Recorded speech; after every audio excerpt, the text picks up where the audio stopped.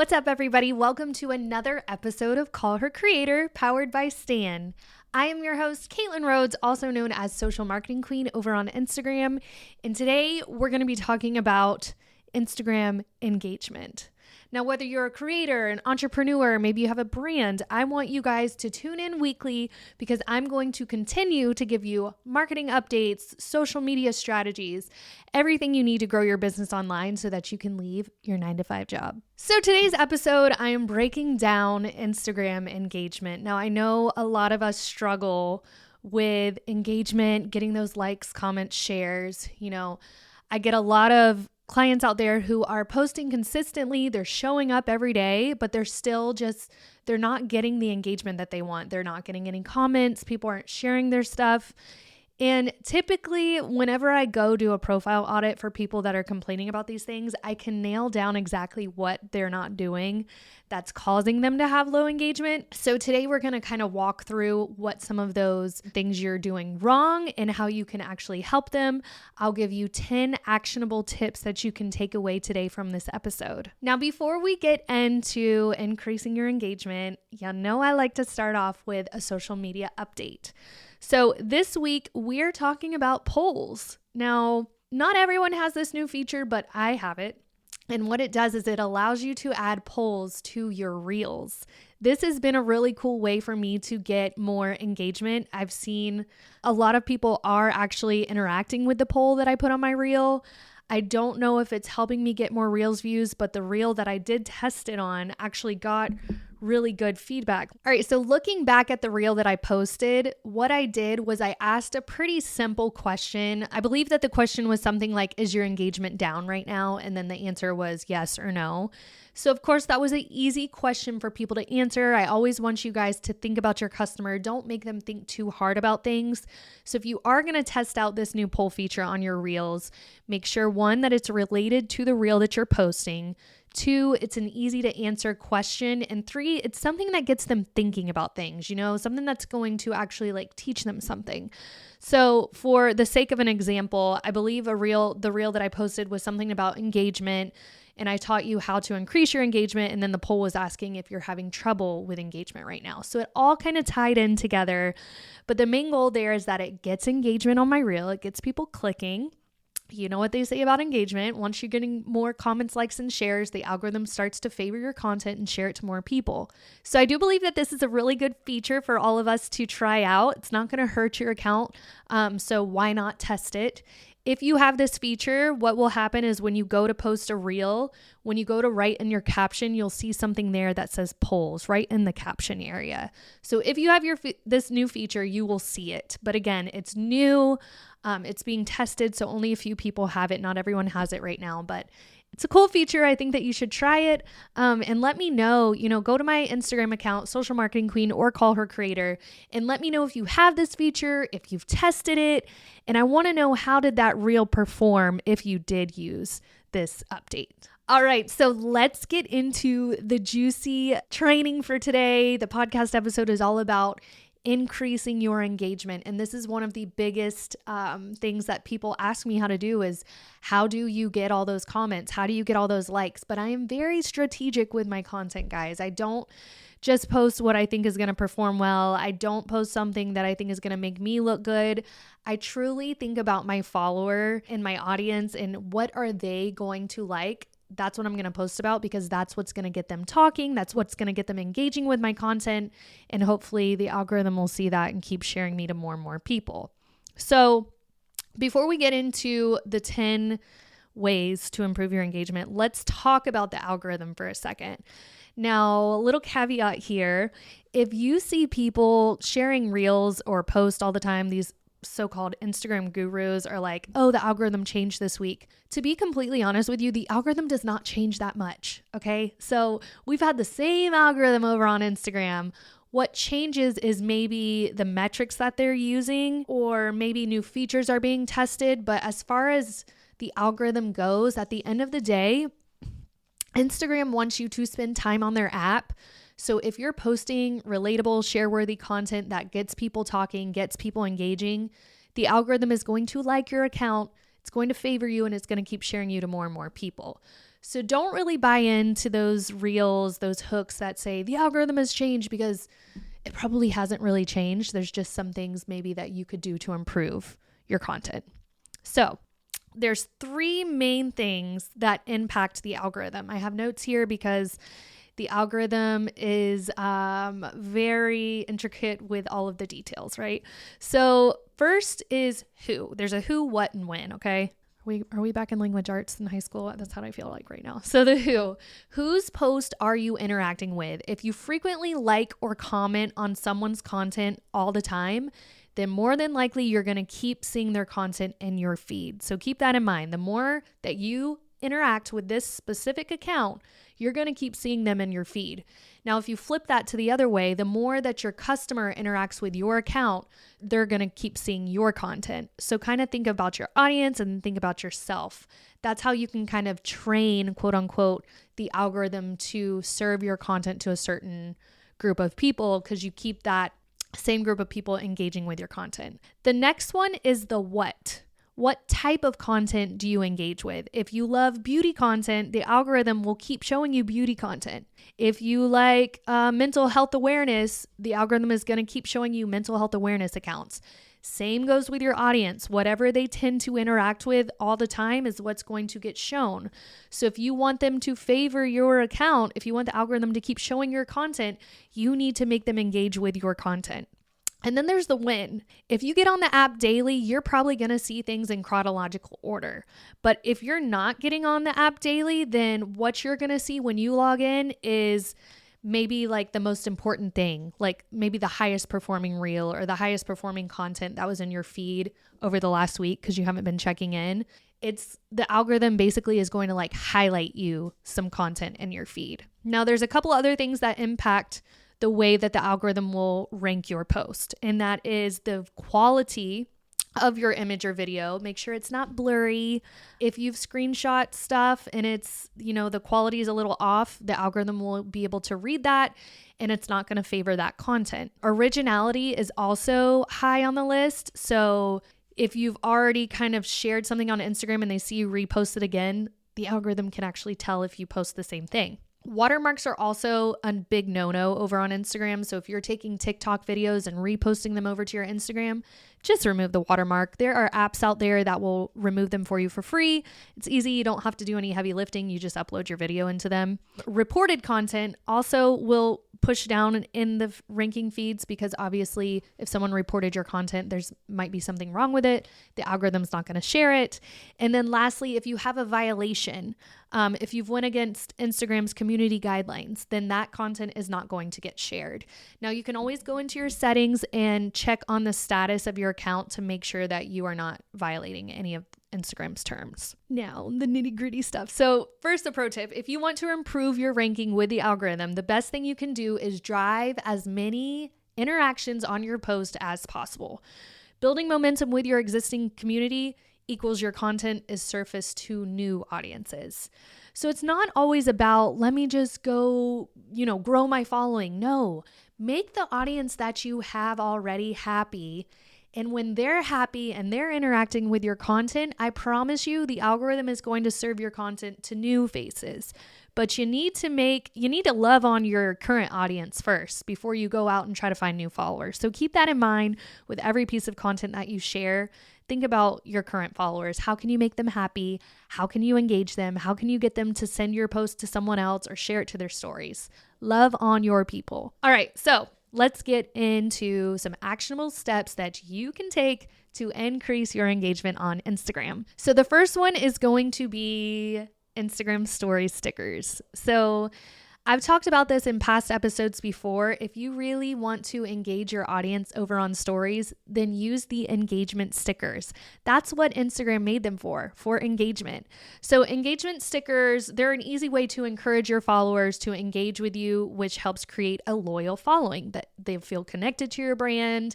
They feel like they know you. They feel like they're a part of your strategy because they're interacting with you. So there's a number of engagement stickers that you can use. There's the poll sticker, question sticker, countdown sticker, quizzes, and then there's also the emoji slider, which I personally love. So let's talk about the emoji slider first, because I always talk about the quiz and the poll sticker, but not a lot of people give love to the emoji slider. So the cool thing with the emoji slider is when you add that sticker to your Instagram story, I think by default, what shows up is either like maybe it's a fire emoji or a happy face. But what you can do is you can change that emoji to anything that you want. So you could change it to sparkles. You could change it to a face of a man. You could change it to a whale. Or what I personally like to do is change it to the little finger emoji. Once you have that finger emoji in there, you'll be able to see it. It kind of slides back and forth. You're going to turn that slider to where it's up and down on your story. So then when it slides up and down. And then from there, you ask your audience a question, and then you could put a couple answers there for them to slide up and down those answers. So like the top of it could be like yes, the middle could be no, the bottom could be try again or something like that. But you're getting them to slide that slider up and down to one of the answers. And I love using that emoji slider because not a lot of people jump on that engagement sticker. The next one that is one of my favorites is obviously the poll sticker. I tell you guys all the time, use the poll sticker to warm up your audience before you share about something important. So you can click that poll sticker, ask them an easy to answer question, have them answer it, and then the next slide is your post that you're promoting. Then there is the countdown sticker. I really love the countdown sticker. I used this one when I was promoting the podcast, actually. So you can post the countdown sticker and say something like, save the date for our new product launch or something like that. And when someone clicks on that, it will remind them when you actually launch. They will get a notification that something happened at that certain date and time that they saved. So that is a really good one for a new service feature, a new product launch. Maybe you shared something new, something exciting, eventful. And then the quiz sticker, you can basically ask them a question and then there's a right or wrong. There's a right answer and then all the other ones are wrong. That's a really good one to use if you want to quiz your audience's knowledge on your industry. That one would be really fun and interactive, and then you can educate them. You could use the quiz sticker to ask a question, let them answer it, and then the next slide could be the right answer with a little bit of an explanation from you. Then you could do another slide with a quiz sticker again, ask them a question. Then the next slide is you answering it. So that's a really fun one too. And then the last one I like to use is the question sticker. This one is really fun to kind of crowd surf your audience and see what they like and want to learn from you. So you could do like a Ask Me Anything where they ask you business related questions. You could do a Ask Me Anything where they ask you personal questions about your home life, behind the scenes. I also did one that was really fun the other day that was like drop your assumptions of me. And that was really fun to hear what people thought about me. Some of them were funny, some of them were completely wrong, some of them were really, really right, but they could drop their assumptions. Someone said something like, you look like you take a lot of naps. And I was like, holy crap, how do you know me? So I replied to that sticker, shared their assumption, and then had a picture of me napping. So those are just fun ways to engage with your audience and interact and help nurture that relationship between you and them. The next kind of content that you want to post for engagement is shareable content. Now, shareable content is really easy to jump on when there's maybe a really cool viral meme going around. I know last year there was this Barbie meme that was going around because obviously Barbie had just premiered.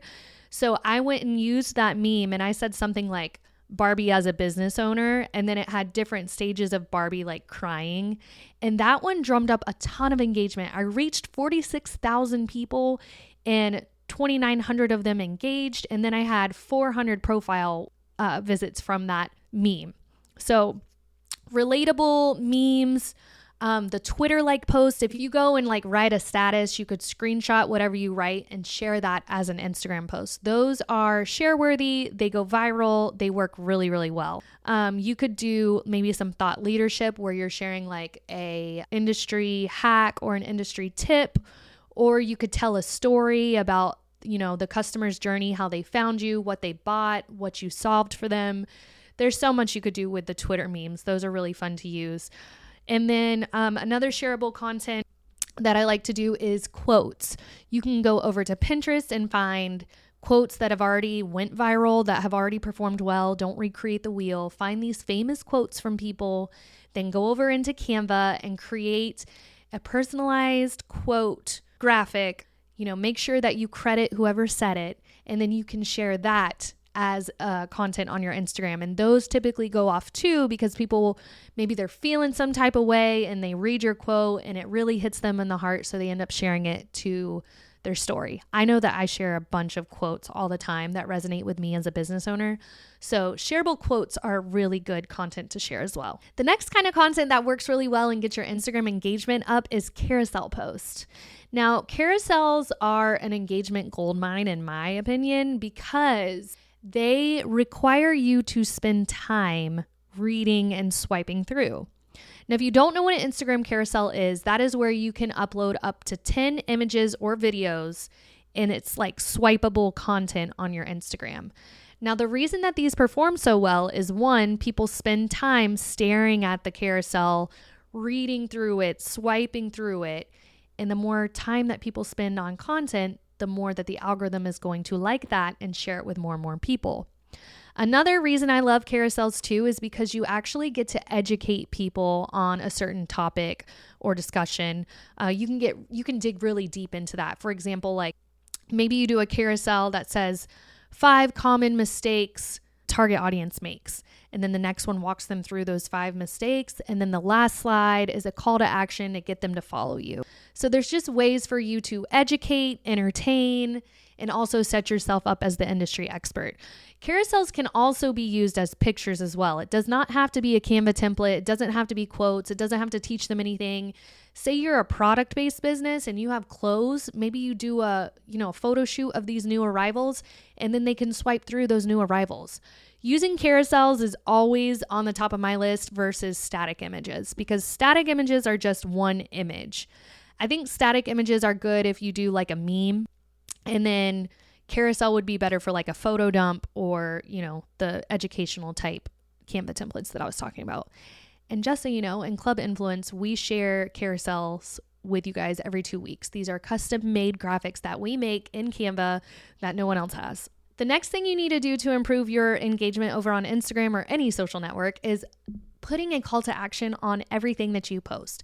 There needs to be something written explicitly so that your customers or audience knows what to do next after they've interacted with your post. So call to action should go on every reel, every static image, every carousel, every story you post. You should have some kind of action for them to take next. What should they do next?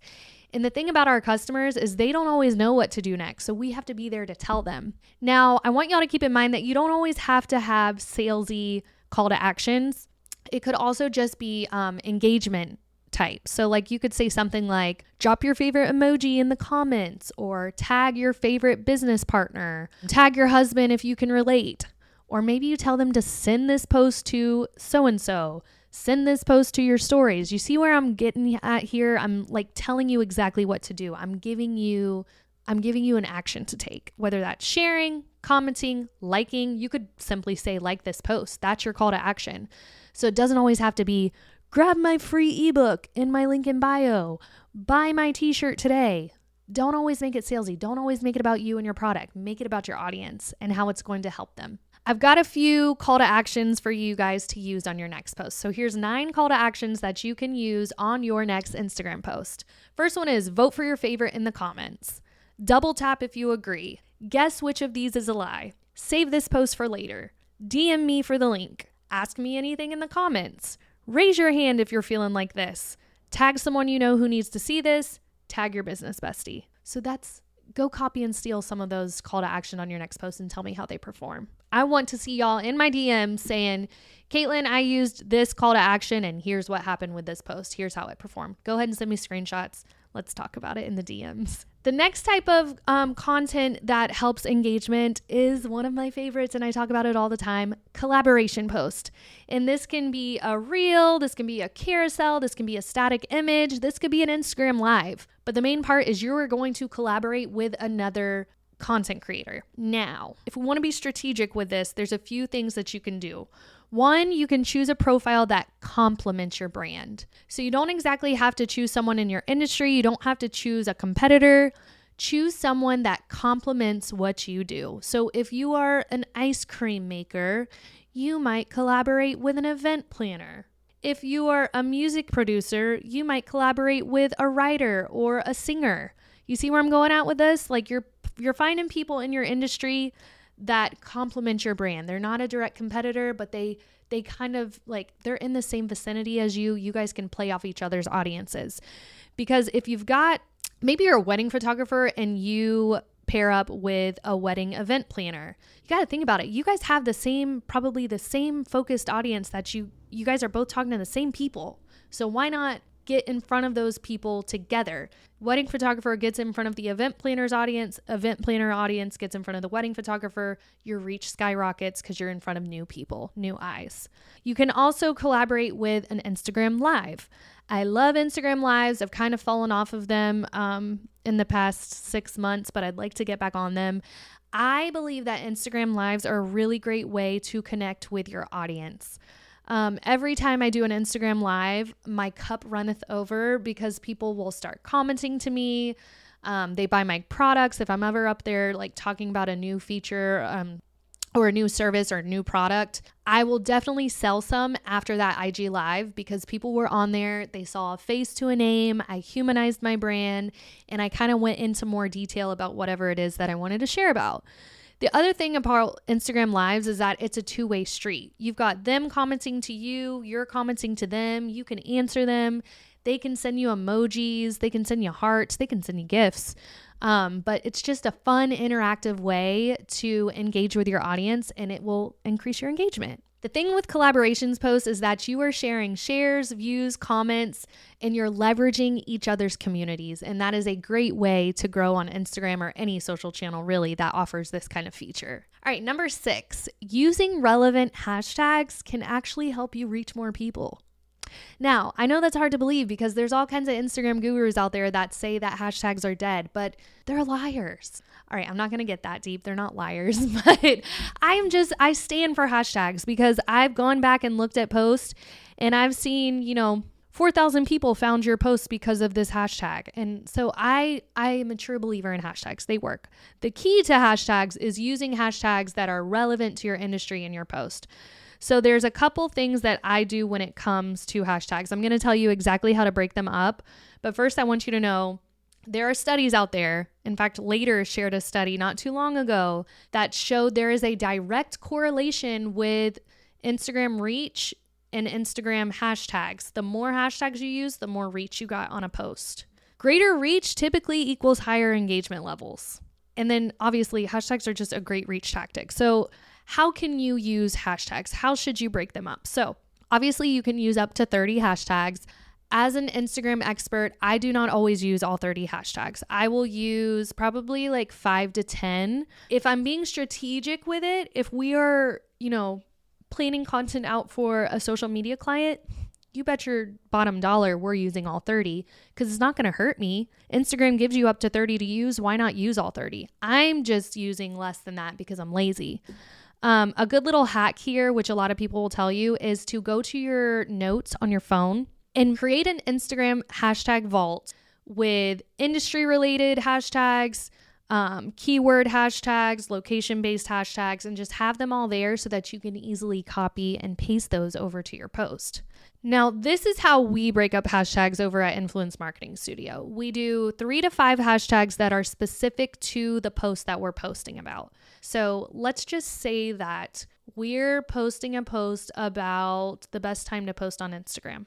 So my hashtags that are specific to that post would be optimal posting time, Instagram post time, Instagram posting. That's all related to that specific post. The next set of hashtags, 3 to 5 of them, should be industry specific. So think, for that example that I gave you guys, Instagram marketing, Instagram coach, Instagram speaker, Instagram educator, all related to what I do. And then lastly, to break up the rest of those hashtags, because remember you get 30, you can do 1 to 3 hashtags that are location specific, I personally like to pick locations that are like bigger cities around where I live. If you're like a local expert and you're like a local business, you probably want to stick to locations that are within like 30 minutes, maybe an hour from you. You don't, obviously, if you're in Scottsdale, you don't want to do a hashtag for New York because people probably aren't going to drive to Scottsdale to buy your product. But say you have an online boutique or something like that and you can ship to them, then cool, go ahead and use the hashtag New York. That's fine. And then lastly is your keywords. And you should always have a couple of keywords in the back of your pocket for your industry, for what you do that you always use over and over again. And that might be for me like social media manager, social media coach, social media agency, anything that relates to what I do. The next feature that I really like to use on Instagram, but I don't use it nearly as much as I should, is the Add Yours sticker to Instagram. This was really big. I feel like last year a lot of people were using it, and it would be something like add your workspace, add your favorite place to be, add your car, something like that. Think about the industry that you work in, and then think about how you could get your audience to engage with that Add Yours sticker. So what happens is the sticker is just what it sounds like. You add your own media according to whatever prompt a user shares. So for example, someone said, share your favorite photo of Australia. So what they did, they went to their camera roll. They had a really beautiful photo of this ocean front by a cliff, and the sticker says, add your favorite photo of Australia. So then people click add yours, and then they share their photo of Australia, and then it just goes and goes and goes and goes and goes. And the cool thing is if you click on that button, you will see the original person and other people that have added to that. So you're getting in front of a newer audience when you decide to use this feature. This, like I said, you could really do anything. I'm going to give you guys some examples based on industries. So let's say you are a children's boutique. So what you could say is like, add your firstborn, because obviously that plays into you being a mom. You shop at a children's boutique. That's your way in. Listen, us moms, we want to share our babies. So that's a really good one. Now, let's say you are a social media manager. So maybe you want to say, add your work from home space. Because, us social media managers, we work from home more than we like to admit. So why not share our space there? Maybe you are a realtor and you want to be the local expert. So you say something like, add your favorite restaurant in Sebring, Florida. And so then you're sharing your favorite restaurant, then all these other people are hopping on. Add your favorite place to get your nails done in Orlando. Add your favorite club in Tampa Bay. Something like that. You're getting people to jump in on that hashtag, that location, and it's fun, it's engaging. And guess what? People, as much as we don't want to admit it, we want to show off. We want people to see us. We want to feel seen. So doing the Add Your sticker helps your audience to engage with you and show off, themselves as well, so they feel seen and heard by you. So the Add Your sticker is a really great feature to play around with. All right, so I already talked about going live on Instagram, but I did want to touch on this one all on its own. When I originally talked about going live, I talked about collaborating with other accounts, but you don't always have to go live with somebody else. You could totally go live with yourself, and you could do this as like a 30-minute live on a weekly basis. You could even get on for 15 minutes a week. Just show your face, humanize your brand, nurture your audience. There's so many different live examples you could do.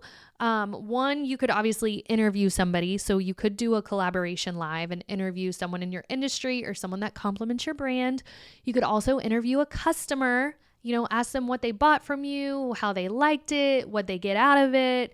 What would they tell a future client or prospect that is struggling with the same thing? Then you could do an Ask Me Anything type live where you just get on and you just say, hey, ask me anything in the comments below. I'm going to answer them as you ask. Now, keep in mind, when you first start off with Instagram Lives, you're not going to get a whole lot of engagement. You're not going to get a whole lot of people commenting and asking you questions. So in the early beginning, when I started using Instagram for my business, I made up questions from people. I acted like I had this whole journal of questions that people had sent me DMs on.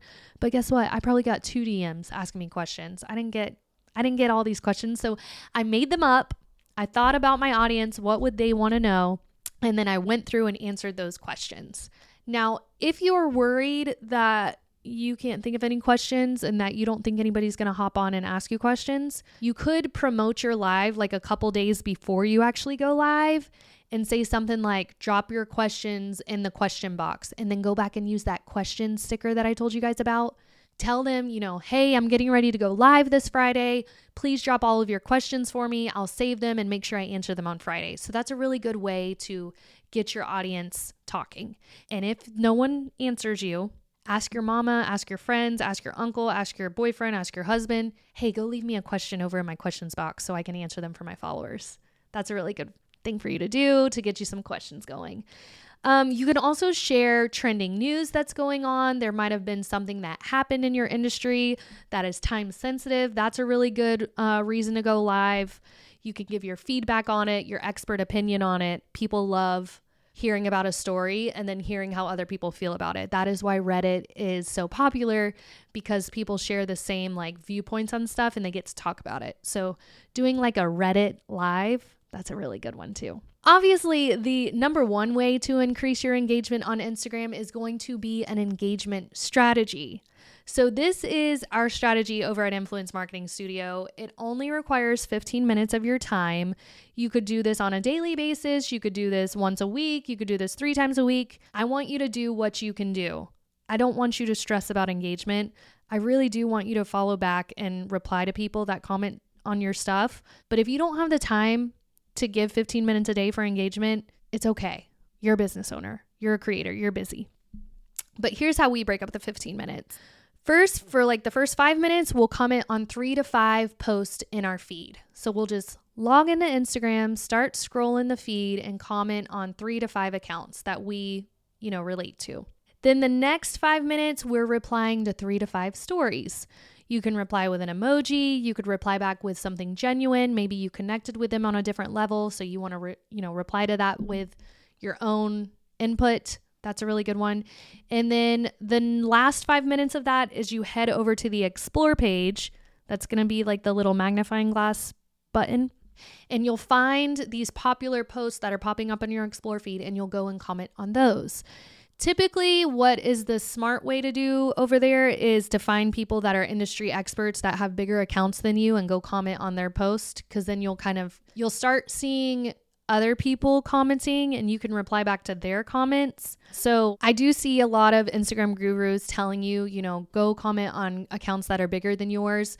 Some people are against this strategy because they feel like they're getting in front of their opponents, their competitors.